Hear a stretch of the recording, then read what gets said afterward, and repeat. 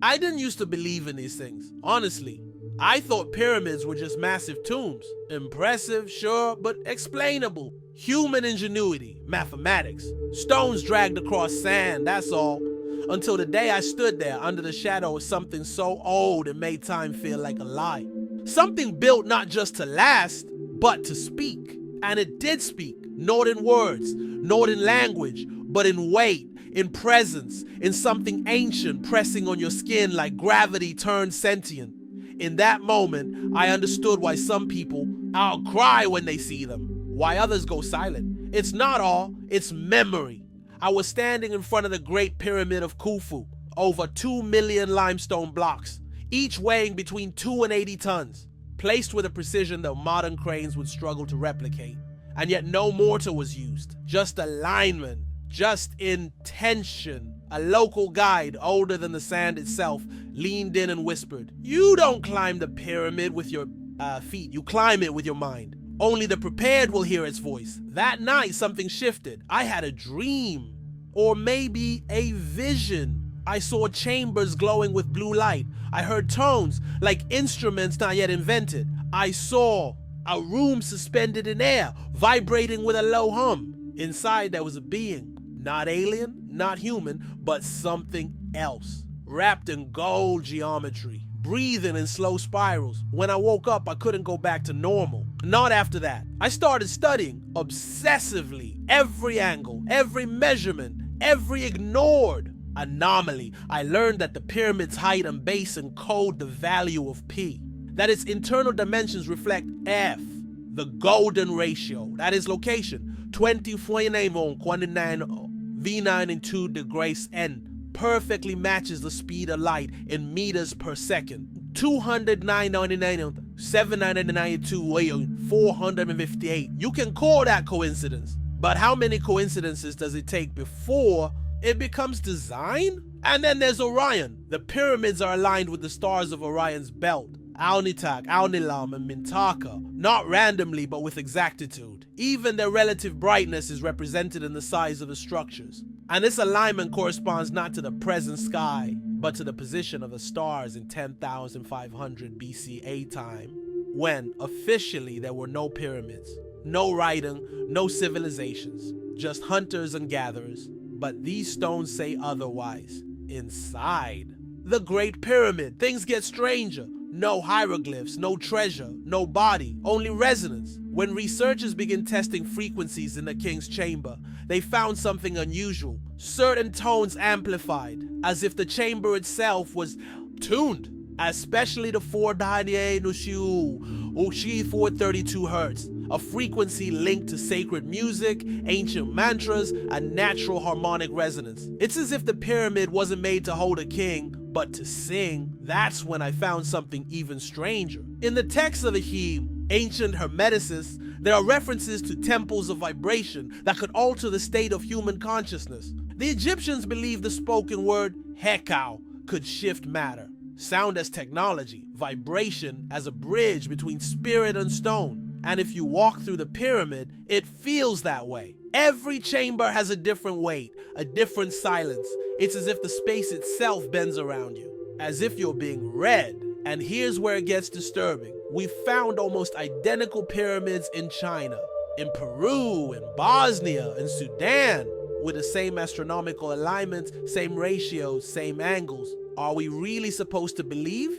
that cultures with no known contact built the same structures using the same math, aligned to the same constellations? Or is it possible that they remembered something, that the knowledge wasn't theirs, but inherited, carried across time by a forgotten lineage, one that knew the earth not as a resource to exploit, but as a body to harmonize with, Nikola? Tesla believed that energy, frequency, and vibration were the keys to understanding the universe. He even designed towers, like Wardenclyffe, based on similar principles. Towers meant to pull energy from the earth itself. Sound familiar? The Great Pyramid's granite blocks contain quartz, a mineral known for its piezoelectric properties, which means when pressure is applied, it produces electricity. And these blocks weren't placed randomly. They form chambers that concentrate pressure, focus, resonance. It's possible, and I say this with caution, that the pyramid is a machine, not a machine like an engine, but a spiritual engine, a device that harmonizes space, time, and consciousness, a monument not to the dead, but to transformation, a portal. What if these structures weren't built for humans, but by humans in a different state of consciousness, a pre-cataclysmic civilization, one that understood matter as music and geometry as divine law? And what if some of us still carry that knowledge inside? What if that's why certain people feel a strange connection when they see the pyramids, as if something ancient inside them starts to stir?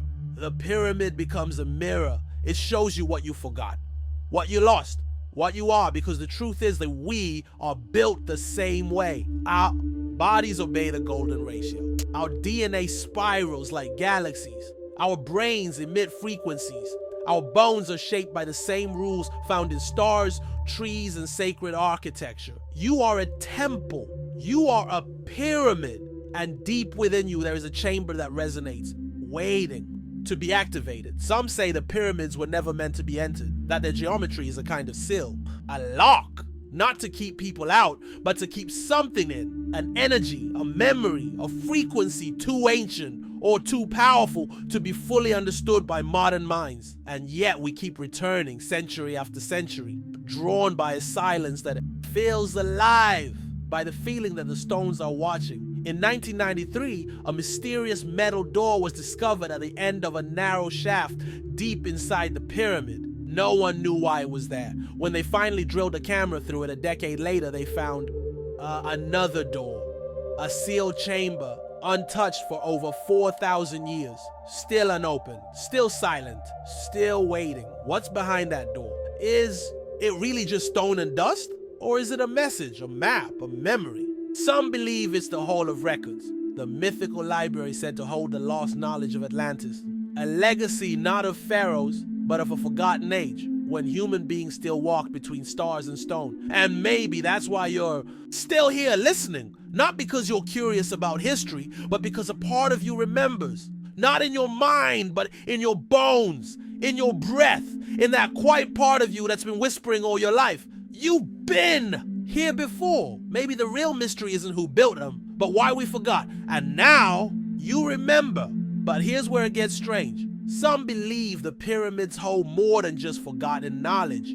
They think the pyramids are linked to the future, a message from a civilization that has transcended time, one that left these blueprints not just as a warning, but as a way to guide those of us still trapped in linear time. Could this be our key?